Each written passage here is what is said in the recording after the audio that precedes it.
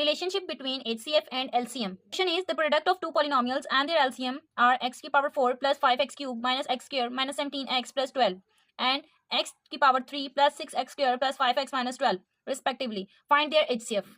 अगर आपके पास इस तरह से स्टेटमेंट दी हो और कहा जाए कि आपके पास दो पॉलिनोमियल है, उनका प्रोडक्ट है और आपके पास एलसीएम भी है, लेकिन आपके पास एचसीएफ नहीं है, तो हम कैसे इसको सॉल्व करेंगे और एचसीएफ किस तरह से फाइंड आउट करेंगे? बेसिकली ये जो आपके प्रोडक्ट ऑफ टू पॉलिनोमियल्स होते हैं, ये आपके ए बी वैल्यू को मल्टीप्लाई करके ये दो पॉलिनोमियल्स का प्रोडक्ट आपके पास आता है। अब अगर स्टेटमेंट में ऑलरेडी एलसीएम किसी चीज का लेके दे दिया गया है और दो वैल्यूज का दो पॉलिनोमियल्स के प्रोडक्ट आपको दे दिए गए हैं, अब हमने क्या करना है, इसमें लगाना है ये आपकी ए बी की वैल्यू है, ये आपका एलसीएम जो कि एल है और एचसीएफ जो कि हमें फाइंड आउट करना है।